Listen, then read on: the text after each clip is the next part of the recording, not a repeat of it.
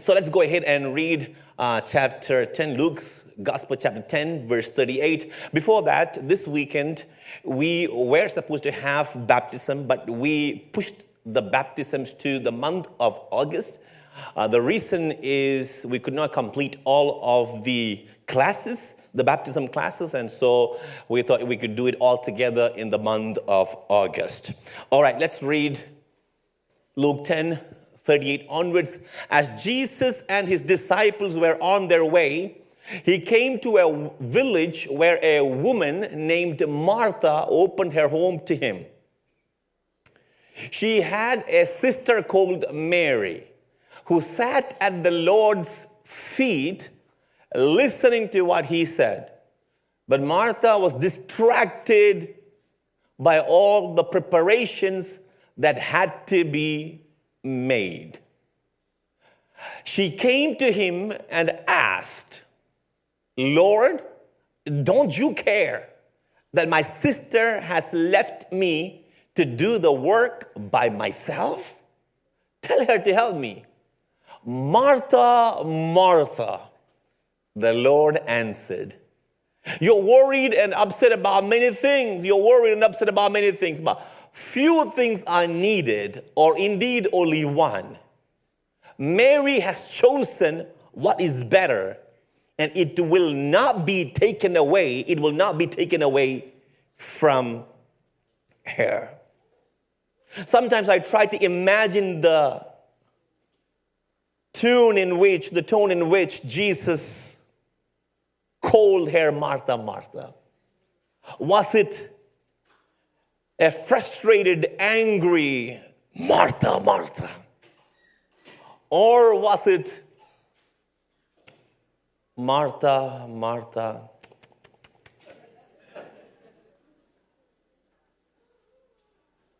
Now we're going to get to the passage, but before we get to the passage, let me say a few things. One, God is speaking. He's always speaking. He's always trying to tell us something we need to know. But often we are inattentive or unwilling to listen to him. See, the truth of the matter is this: God cares. Would you say that with me? God cares. He cares about everything that involves our lives. He cares about everything that affects us. He cares about everything you are going through, every situation, every decision, everything that is pertaining to your life. He loves you so much that he cares about it all. Second thing that I want to say here is that God has a will. Would you say that with me? God has a will. He has a will for everything in our lives. God desires that we seek his will in all that we do. The truth is, God is broadcasting his will, broadcasting it like a radio or TV station, and hoping you and I will raise the antenna of our discernment and tune into what he is saying or what he is speaking. So God cares, God has a will, God is speaking. But here's the dilemma, that our flesh struggles to listen to what he is saying. Our flesh struggles to wait before him. We are not always listening. We are not always attentive and attuned to what he is saying.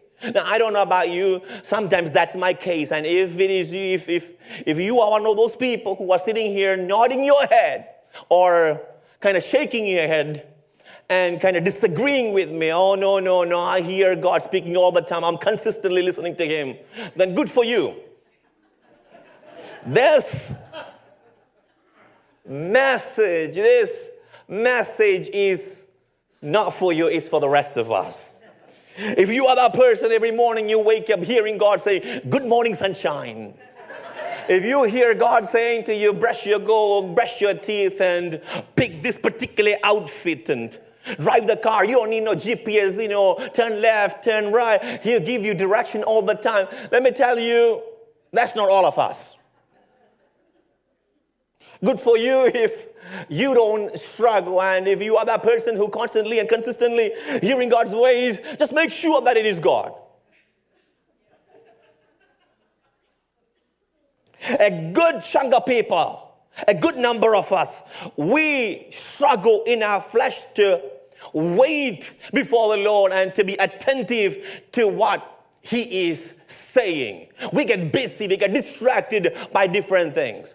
And the truth of the matter is this, it is not just a good chunk of us, there are also people in the Bible who struggled to wait before the Lord and listen to His voice. And there are times in the Bible when you read from the book of Genesis to the book of Revelation, there are times where God had to scream at people to get their attention. Metaphorically speaking, He had to grab their collar and say, listen to me. There are times you see where God was trying to get their attention and God had to call their name twice, not just once, twice. Because one time was not enough. Can we do some Bible study? If you look at the Bible, there are 7 moments, 7 occasions where God had to call an individual repeatedly or twice. You read the book of Genesis chapter 22, and in there's a man who is up on that Mount Moriah, about to sacrifice, about to worship God by sacrificing his son Isaac. And as he's about to sacrifice his son, there is a voice coming from heaven, and God now calls this man, Abraham, Abraham, do not put your hand on that child. And then when you flip the pages and come to Genesis 46, here Joseph, who became the prime minister of Egypt, is now sending his chariots to bring his family to Egypt. He's now the viceroy and sending his chariots to bring his father Jacob to Egypt. And Jacob is afraid. And while he was afraid, God speaks to him and God affirms him and He calls him Jacob, Jacob. Now, when you come to the book of Exodus chapter 3, there's a man who has been in the wilderness for about 40 years. And at the age of 80, now when he feels like everything is all over, wilderness is his portion, there's a burning bush in that wilderness. And there's a voice coming out of that burning bush calling him, Moses, Moses, I want you to be the deliverer of my people. And then come to 1 Samuel chapter 3. Israel is not listening to the voice of God. There's no vision, and the priest, his eyes became dim. And at that time, there's a young boy growing up in the temple. And at night, he hears a voice, Samuel, Samuel. And then come to the New Testament. When you come to the New Testament, you see in Luke's Gospel, chapter 22, you see that Jesus is now speaking to one of his disciples, and he's saying to him and saying to all of them that the enemy has asked, the devil has asked to sift all of you away. But I prayed for you. This is how it goes. Simon, Simon, I prayed for you. And then come to the book of Acts, and when you read chapter 9, there a man was all ready to destroy Christianity and kill all of the people of the way, meaning the people of Jesus Christ. And as he was about to come in through the gate of Damascus, a light flashed around him and pushed him over, and he is now on the floor, and he hears, on the ground, and he hears a voice from heaven, Saul, Saul, why are you persecuting me? Talking about Paul. Those are 6 names that I just mentioned, and there's a 7th name, and we find the 7th person that Jesus calls twice in this particular passage, Martha, Martha, the only female. In fact, the first person Jesus calls in the New Testament, the first person in the New Testament to be called twice, Martha, Martha. And I'm like a little child. Every time when I see something, I want to investigate. I want to know why. Have you seen kids who always ask why? Jesus, in fact, told his disciples, unless you turn and become like these children. And I took it literally. Every time when I read a scripture, when I read something, I want to ask this question, why? Why did Jesus call her twice, Martha, Martha? What is he trying to tell? And the truth of the matter is this, that when we uncover why he called her twice, we will understand the secrets of turning it up. We will understand the secrets of how to pay attention to him, or what are some of the impediments that stops us from being attentive, or stops us from listening to him. Now let's go to the passage. Are you all with me? If you're with me, would you say an amen out loud? In chapter 10, at the very beginning of that chapter, Jesus now talks to 72 disciples. In the Gospel of Luke, it's 72 disciples, and he tells them, go to villages and preach the good news and cast out demons and heal the sick. And 72 is sent out to preach the good news. And then not only did he send them, now he's also with his disciples, along with the 12 disciples, going from one village to the other village, preaching. He's going from village to village preaching, and the Bible says he has come to the village called Bethany. Bethany is a village that is so familiar to many of us. Bethany is the village where the three siblings live: Martha, Lazarus, and Mary. Jesus came to Bethany, and when he came to Bethany, this woman, the Bible goes on to say in that verse, this woman named Martha opened her home and invited Jesus, welcomed Jesus into their home. Now, if Martha invited Jesus or opened her home for Jesus, then that also means Martha probably is the older sister. She's the older sister. She's the mother, almost like the mother of among the three siblings. She is kind of the boss lady. And then you have Lazarus, and the thing about Lazarus is this: Lazarus is supposed to be the man figure in the house, and especially in that culture, he's supposed to be the man, supposed to be the person who takes care of all the affairs in the house. But here's the thing about Lazarus, this is what I discovered: Lazarus seems to be this sickly brother. And of course, we see that he died in the Gospel of John. He died, and Jesus had to come and raise him up. So he was this sickly brother who could not do much. He was physically ailing, and almost every time when you see him, he is on the recliner. Not because he's lazy, it's just because his health did not allow him. And then you have the third sibling, Mary. Mary, we know she's the worshiper. Mary is the youngest one. She is the baby sister. She's the one everybody kind of took care of and protected. Are you with me? And so Martha was the oldest, the responsible one. And Martha now welcomes Jesus into their home. But the Bible also goes on to say that this Martha was distracted by all the preparations that had to be made.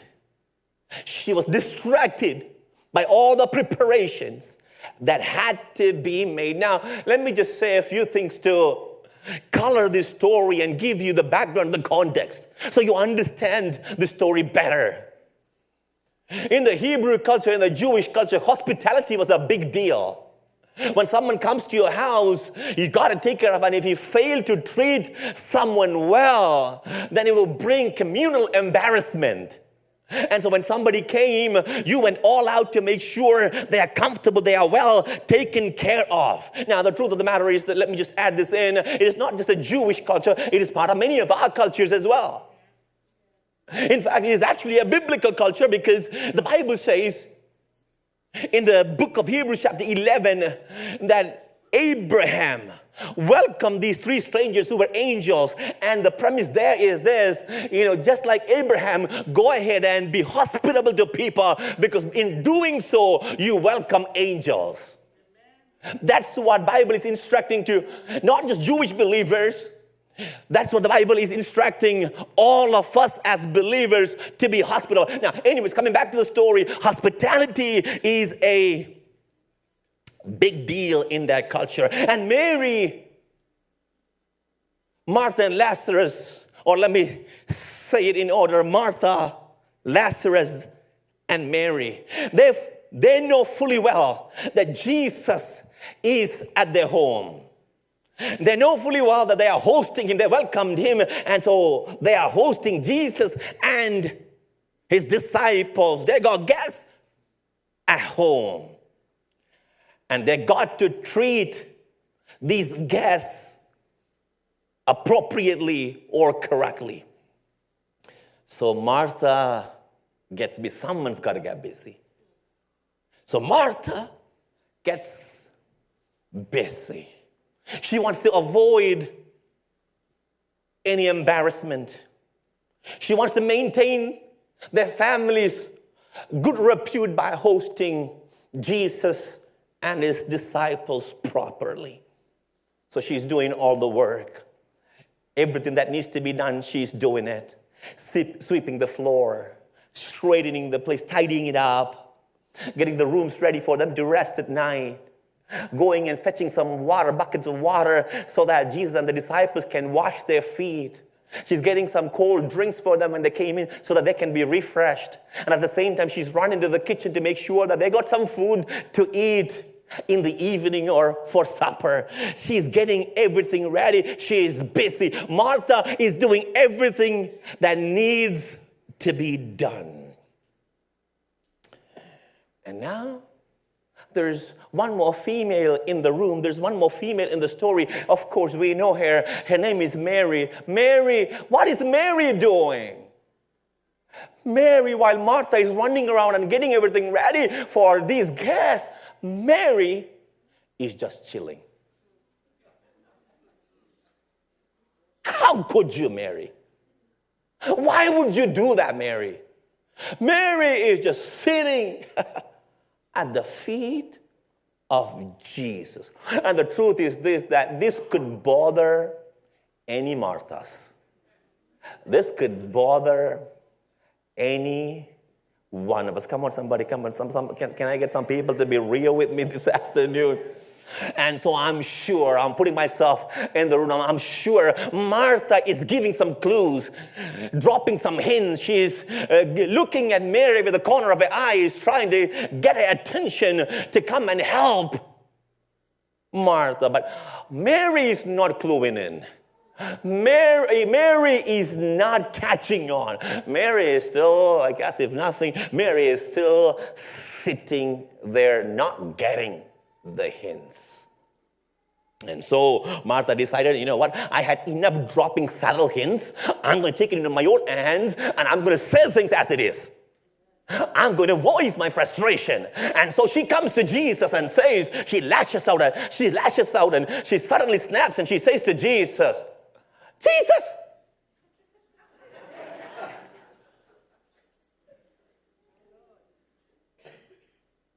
don't you care that she has left me to do all the work by myself? That sounds like some of, no.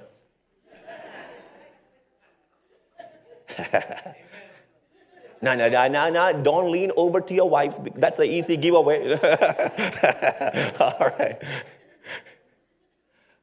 Martha decided to verbalize her frustration, and she says, don't you care that she has left me, Mary has left, my sister has left me to do everything?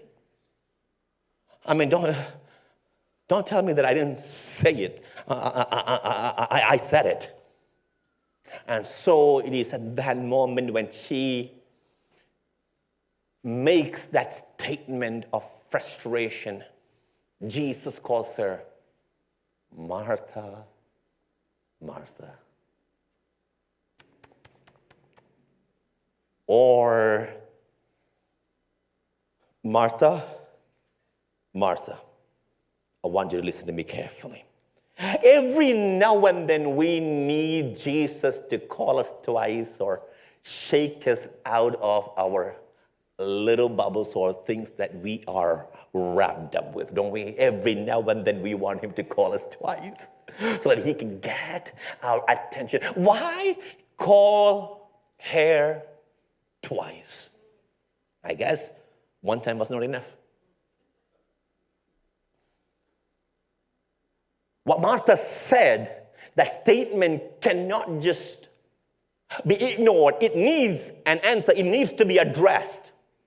Because there's something in the way Martha is thinking that needs to be corrected. There's something in the heart that needs to be rebuked and needs to be addressed.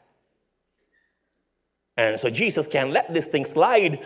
What Jesus is about to say to Martha, she needs to hear it loudly and clearly. She needs to pause. She needs to stop, look, and she needs to listen. Martha, I'm going to tell you this one time. I don't often call people twice. I only do it once. And I hope you will listen to this and will remember. Can I just say it one more time? No matter how holy and how close you are to God, all of us, or you and I, we all need him sometimes to call us twice. Wants him to call us in a way that gets our attention. Why call her twice? When we unlock this, we'll find out how we can be attentive to Jesus, how we can listen to him. Now, are you ready?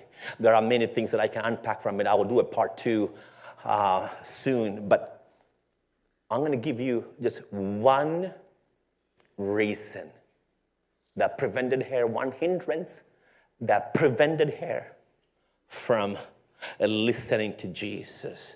This is not explicit, but it is implicitly there, but it is so real. And the reason is, are you ready for this? Thank you so much. One person is ready. Are you ready for this? One reason. Can I give you one reason? It's pride. That's a hard word. That's a heavy word. I hate using strong words. I mean, hate is a strong word too, but I don't like using strong words. That word seems to be strong, and I'll try to sugarcoat it a little bit. But I don't think this pride is the highest degree kind of pride. This is kind of a low degree kind of pride. And I'll explain that in a minute. But let me just say a couple of things. I heard this man of God say it like this. This man said, when you don't feel like you need to pray about something, or look to Jesus for everything, there is pride.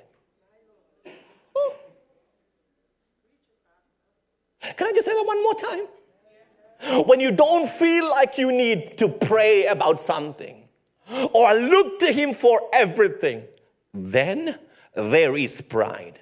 If you avoid and neglect the opportunities you have to be in his presence, that's pride. Because in that, I am making this statement that we can do it ourselves and we don't need God. Ooh. Do I need to repeat that one more time? One is enough. Someone said 2, yes. Let me say it anyways. Because in that, you are making this statement. When you miss the opportunities to be in his presence, you're making this statement. You can do it yourself and you don't need God. Let me give you, I don't want to make some statements and not give you enough reasons. Let me give you the reason why I think there is pride in Mary. Or in Martha, rather. In Martha. if Martha is not listening when Jesus is speaking and carrying on with what she is doing, then there is pride. If she had any inkling of how much she needed Jesus, she would be right beside her sister Mary at the feet of Jesus, absorbing everything he is saying. But it seems Martha has decided that she doesn't need that. She can do what she's doing without Jesus. Someone's got to do it. I'm the one who is doing it. I'm going to do it. She thinks she's got to keep doing it. She doesn't need to be at the feet of Jesus. Can I just say something to you? Can I just make this statement? For Jesus, when it comes to Jesus, you and I, we drop everything and be at his presence. He is more important than everything else. The source of our strength is Jesus. Everything comes from him. Come on, somebody. Jesus is number one for us. Now, I said there's a low degree of pride in here, and can I just explain Martha a bit? Can I just help you understand Martha a bit so that you're not going to, at least you can have some compassion for her, that you will have some sympathy for her? Can I just give you, I think this pride is because of the way she grew up. I think this pride is because of the situation that she was in the household that she was growing up in, and the situation, her house, the background there, that kind of conditioned her. Let me give you the story. This is how I understood it. As I said earlier, Martha is the oldest sister. Lazarus is the middle man. Mary is the younger sister. Her parents were old, aging. These three siblings, they never got married. And these aging parents needed care, and Martha, the oldest one, seems to be the one who is taking care of the aging parents. So now she's in a predicament, she's in a situation where she had to parent the parents. She had to take care of them. And then she's got two siblings. One is a physically ailing brother who can't do much, who can't go to work. And then there's baby sister. She doesn't do much. She just sits around. So Martha is the one who cares for everything, has to fend for the family and do everything in the house. And so she got into this position of being needed. In fact, I would say that she needed to be needed. She's the one. She's the one who can do it better. She's the one who's going to do everything. She is the person. She is the main person, the pillar of that house. And so now when Jesus and the disciples, when they come into the house as guests, Martha, she's in action. She's busy. She's got the most famous preacher and the miracle worker Galilee has ever seen in her house. And so she is bustling around in the kitchen and dining room and taking care of everyone and making herself indispensable, Can I just throw this one line there? As usual. She's making herself indispensable as usual. And here's where there's a twist.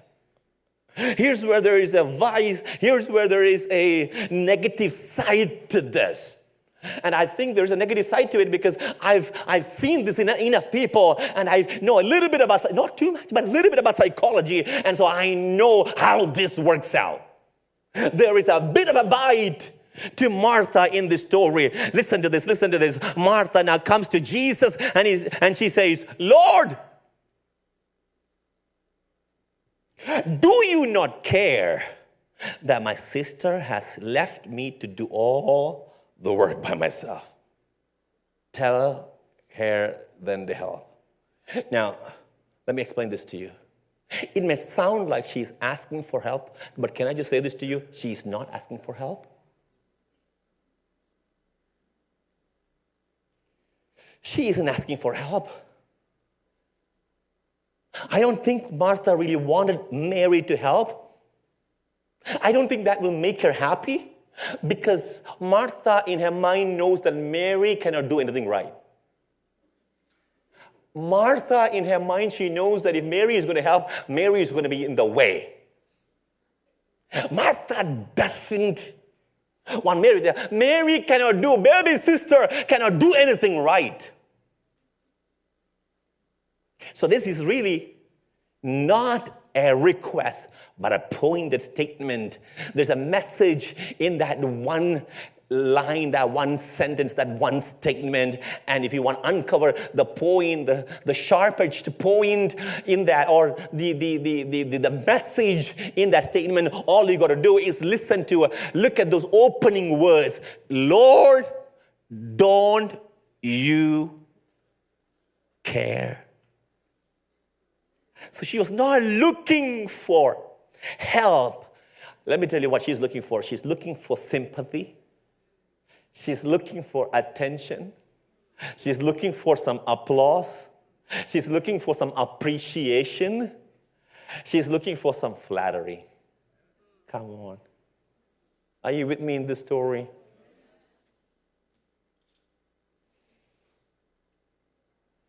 Don't you care, Jesus? You better care. Martha needed the attention and the appreciation. Now, let me just say this to you. Appreciation is a good thing. It is not a bad thing.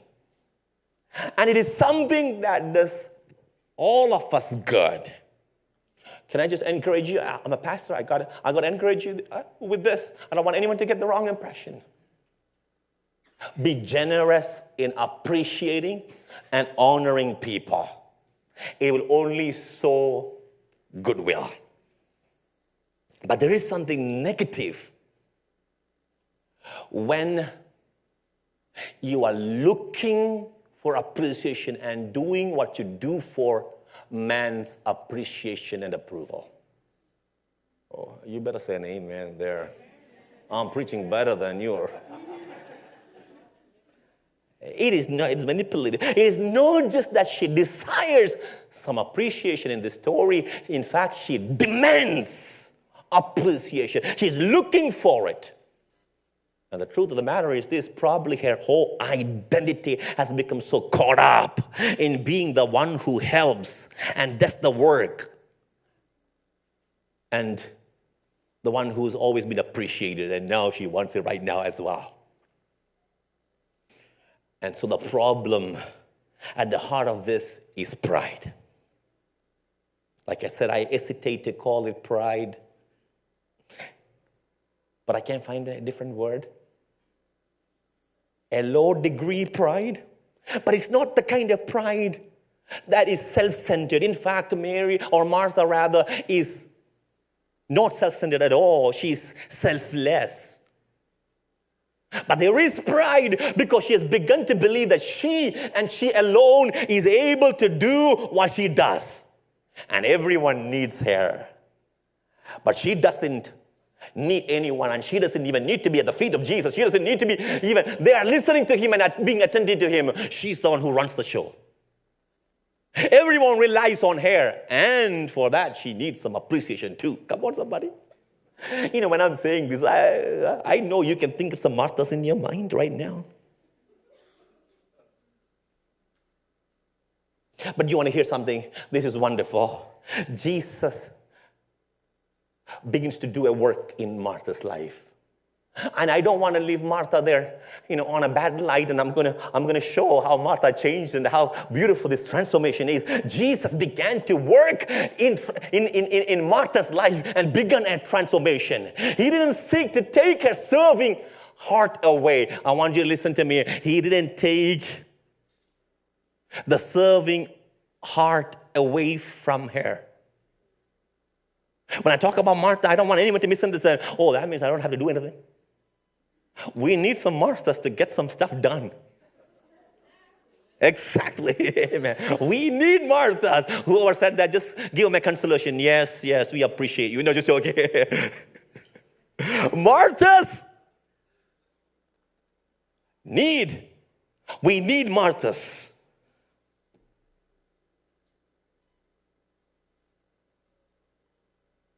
They work hard. So Jesus was not taking the serving heart away from her, but he helped her by taking the pride that threatened to destroy her heart. Listen to me carefully. He helped her by taking the pride that threatened to destroy her heart. Would you come with me for about 5 or 10 more minutes, and worship team, get ready to come onto the stage. These two sisters, Mary and Martha, they're never mentioned again in the Gospel of Luke. They're not mentioned. You don't see them. But where do you see them again? Anyone? You see them again in the Gospel of John. When you read chapter 11 and chapter 12, you see these three siblings resurface again. And the context is different now. The context is Lazarus, their brother, died. Now, before we get in there, let me just say this to you. What I see in the Gospel of John is kind of like a different Martha. It's a different Martha. Let me explain to you. The Martha that you see in the Gospel of Luke, she started to get to know Jesus. Now let me say it like this. In Luke's Gospel, in chapter 10, Jesus is beginning his public ministry. So those are, that time in Luke 10 is the initial days of his public ministry. And now when you see Martha and the siblings in John's Gospel chapter 10, that's kind of the end of Jesus' ministry. Are you with me? So that means from Luke 10 to John 11 and 12, there's about 2 to 3 years gap. Are you with me? And so in that 2 to 3 years, Martha has changed. It seems like we are seeing a different Martha in John's Gospel. A matured Martha. And in chapter 10, this Martha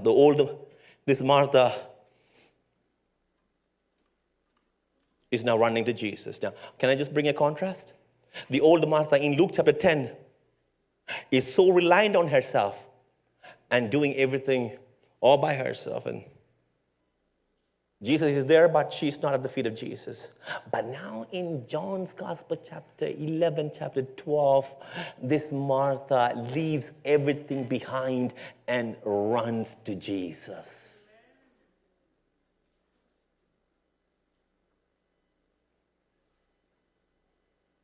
When Jesus arrives in Bethany, when he came to the gate of Bethany, and when Martha heard that Jesus has come to the village, she's got people there. She's got people that she needs to take care of. She had to organize the lunches for all the people who came to pay respect. But even with all of the guests and all of the busyness that she had, all of the things that she had to take care of, the moment she heard that Jesus had arrived, she leaves everything behind and she runs to Jesus. In fact, this is what she says. She says, I wish you were here 4 days ago. I want to be close to you even sooner than now. Are you with me? Every time when I read that passage, every time when I picture that moment, I don't know, my heart begins to trepidate. There's trepidation in my heart, and tears begin to come. Because I can see now the love Martha shows, the priority Martha shows for Jesus.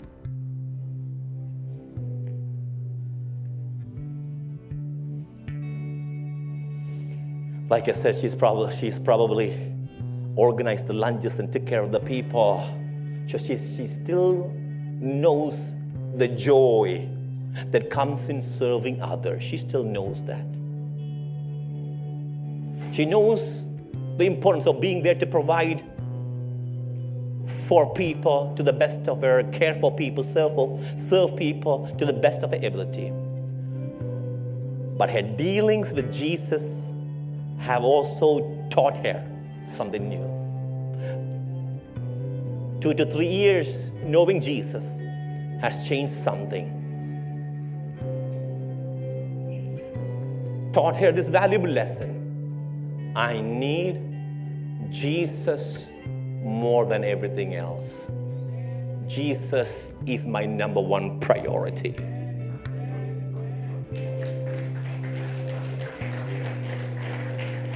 Every opportunity I get to be by His side and at His feet, I want to be there. I want to be available to Him. I want to be attentive to Him. I'll set everything aside to hear what He has to say. I need Him. And I want to be listening to Him. Do you know what happens? In that moment when she says, I'm attentive to you and available to you, when she took that humble posture of running to Him, throwing herself into the arms of Jesus, in that moment something happens. Jesus reveals to Martha something He has not revealed to anyone else until then. He tells Martha, I am the resurrection and life. No one else knows me like that. No one else knows me like that. But I'm going to deposit something to you. I'm going to give you a revelation about myself. I am the resurrection and I am the life. Can I tell you, church, when you make yourself available and attentive to Him, when you let go of the distractions and the pride, can I tell you something? He will deposit a word. He will speak to you. You will hear Him clearly. Perhaps in this message this weekend, Jesus is calling some of you by your name twice. Let me put my name where I see Martha's name. Dino, Dino. Would you put your name in there?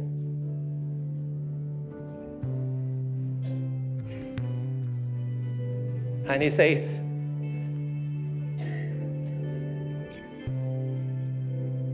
choose the good portion, the best portion. And that is being at my feet, being attentive to me, and hearing what I have to say. Because when you rely on me, when you come to me, I'll give you a word and I will give you strength. I'll give you everything that you need, and I will do through you what you cannot do it by yourself.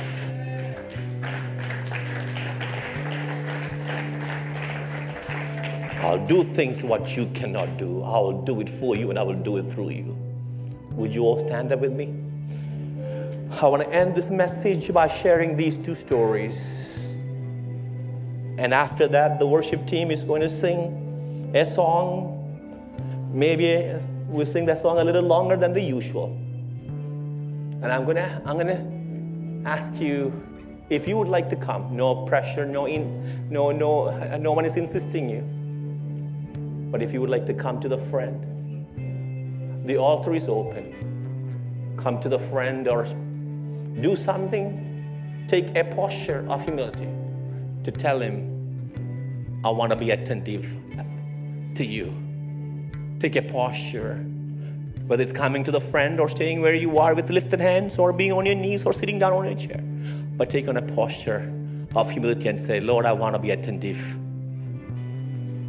I want to be like the Mary in Luke 10. And I want to be like the Martha in John 11 and John 12.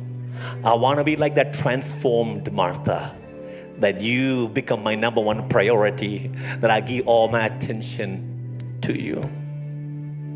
And so if you want to start walking, you can. Let me tell you these two stories. I heard the story of a former heavyweight boxer. His name is James Tillis. Some of you may have heard that name. He was a cowboy from Oklahoma, and he did boxing out of Chicago. The first day he came to Chicago, he got out of the bus, put his cardboard suitcases on the street as soon as he got out.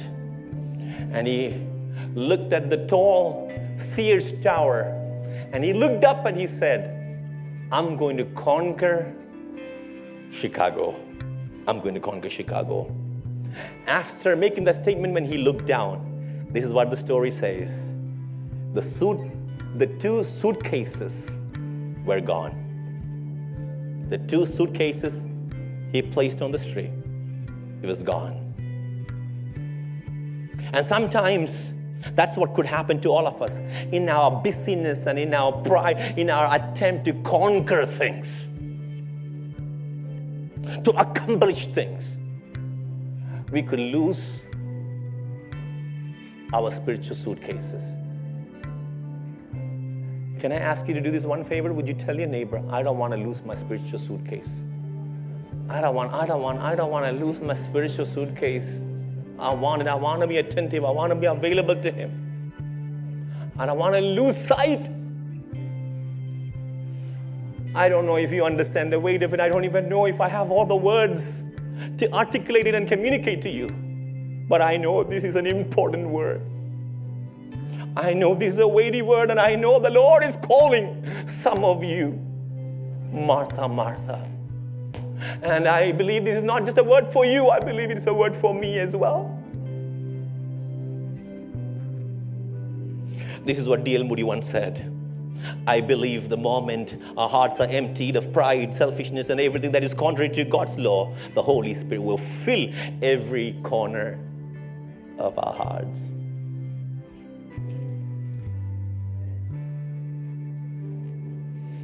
I heard this story. I'll end here.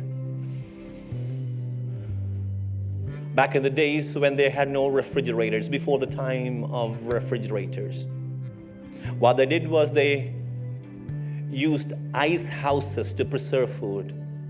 They would go to the lakes or they go to the waters and they would cut out blocks and they would bring blocks and build these ice houses, and then sawdust covers it. A thick layer of sawdust covers it, and it is thick, tight walls, and then there's a tight door closing in, and the food goes in there. It usually lasts the entire summer. Food is safe in there the entire summer. But one man, while building that ice house, he lost his watch, his valuable, his costly watch. He looked for hours. He could not find his watch. His co-workers, his colleagues came and looked, and they could not find the watch. And this young boy, at midday, he came in, he closed the door, and he went in the ice house, and then he came back out with the watch, and everyone was so astonished. How did this young boy find this watch? And they all asked him, how did you find the watch? And this is what he said. I closed the door and I laid on the floor, stilled and still, in silence I laid there. And as I laid there in silence, I heard the ticking sound of the watch. And this morning, that's what I'm asking you. While the worship team sings, would you still your thoughts? Would you silence everything? Would you close the door? Stay where you are or come to the front to the altar. You can kneel down, lay down, do whatever you want to do.